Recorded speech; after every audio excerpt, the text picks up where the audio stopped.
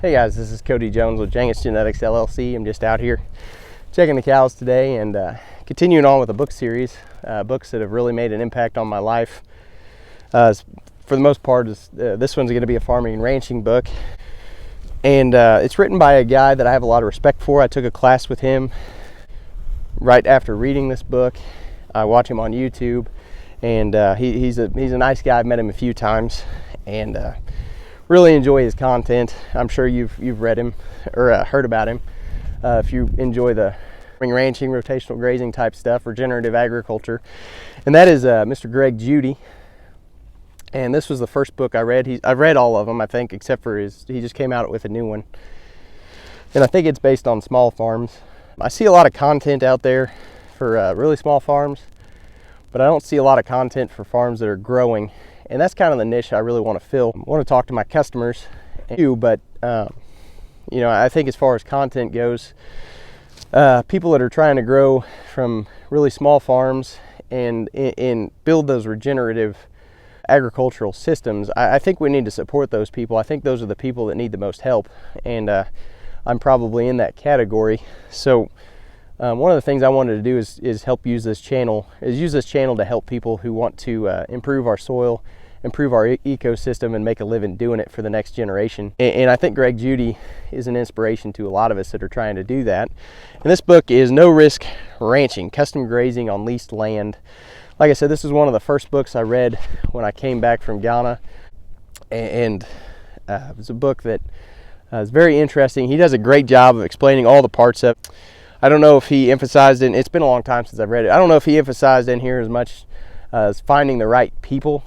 I think he found his first custom grazing cattle at the sale barn, but I think he was working with the sale barn owner. There's some local folks too. Judy actually only lives about 40 miles from me. So anyway,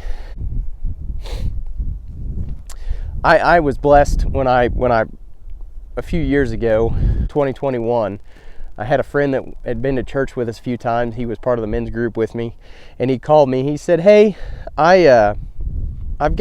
would you be interested in renting about 300 acres? And I said, I'm always interested. Tell me more. If you twist my ear, I might listen. And it was a time for me that was pretty influential. My parents were getting divorced, and I was needing some space and needing to kind of step into my own place, expand my operation to become sustainable by myself. And so he told me about it, and I had no ability as far as owning cattle wise to step on this property, the one I'm on right now, and take it over. But I had read this book, and I said, I guess it's time to put up or shut up. And so I talked to a mentor, and he said, yeah, I'm custom grazing for a guy. I'll give you his number. He vetted him already. He already knew him. He had that relationship. If you can find somebody, that's grazing for somebody else and they have extra cattle, that's the way I would do it. I think Judy talks about posting around, and that's fine. But I would definitely go and see the cattle. I've got really gentle cattle here, and I work hard at that, maintaining them, running them easy. And the guy that I was custom grazing for, he's a real nice guy. And he had good cattle. They were good commercial cattle. And they did really well out here as long as you never pinned them up. When you went to pin them up, they for the most part, they were respectful, but they were not my cows. They would kick you. If you tried to sort them off from the herd, they'd get excited. It takes a different skill set and a different management style than being able to, move my cattle around that I'm used to being around every day. And even when I was around, he brought me a set of cows the first year, which had a lot of its own challenges. A lot of it, this book really helped. A lot of it was in here. I did have a massive, pink eye issue, which was quite a challenge for me, just, mainly being by myself, running this operation. And we worked through it. He was really good. I hired Eli. That was actually the first year he worked with me. I said, hey, I just need somebody to run the head chute. And he's like, I can run a head chute. I'm like, good deal, because we got 50 calves. We got to go doctors. So that was quite the eventful 2 weeks, and then it was over and everything was good. And then I calved some cows out for him. The big bunch was a fall calving bunch, and he had pretty good cows We really didn't have too many troubles. This is 18 miles from home. You know, looking back, it could have been bad, especially if you were dealing with the wrong person. I would not want to calve heifers out for somebody else unless I was doing it right at home and I had a good team. I could call at 2 a.m. and say, hey, I got problems. And I would charge a lot more for that. Calving cows, his cows did a pretty good job. We ended up having to pull one that just kind of gave up. We lost one that was calving in the night and, you know, just showed up the next day and she was done. We had a set of twins that were too small. So those are all kinds of things that, you know, can happen. And you have to have somebody that understands cattle he gave me a lot of grace. And I was working just as hard as I possibly could for him, but he gave me a lot of grace too. And it worked out. I think it was good for both of us in the end. The next year he brought me a set of open heifers, which I was nervous about.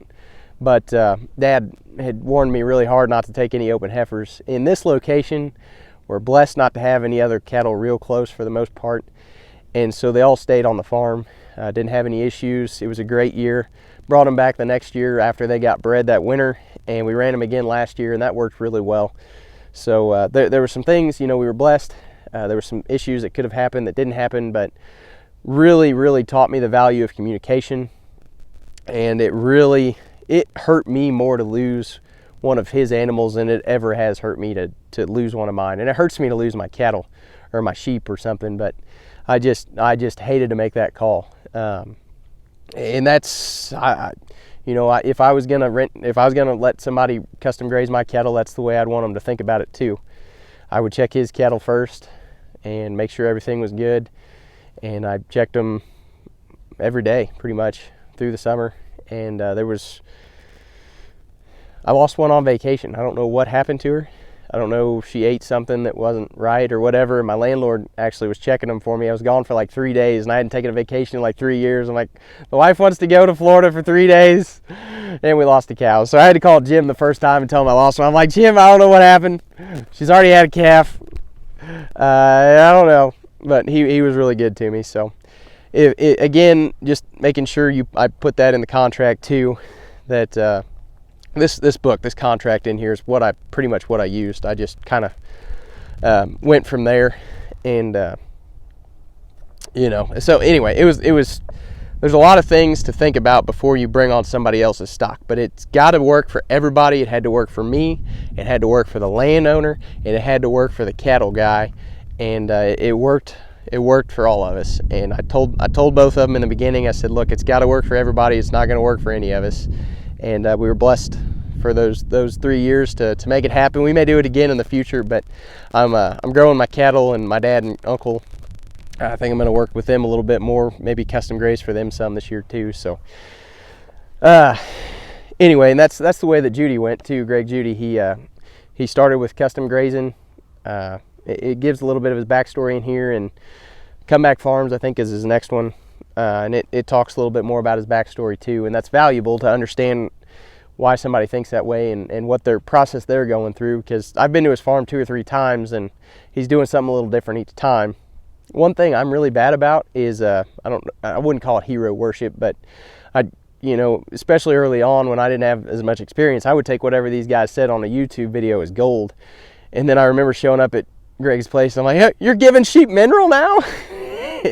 And he quit doing that for a while, and so it's important to remember that whether it's me or, you know, anybody that you follow on YouTube, we're really just real people, and we're learning, and our ideas can change too. And so figuring out where people are coming from, I think is very important, and why they're making those decisions at that time is important. And so the background is good. But anyway, his grazing school is awesome.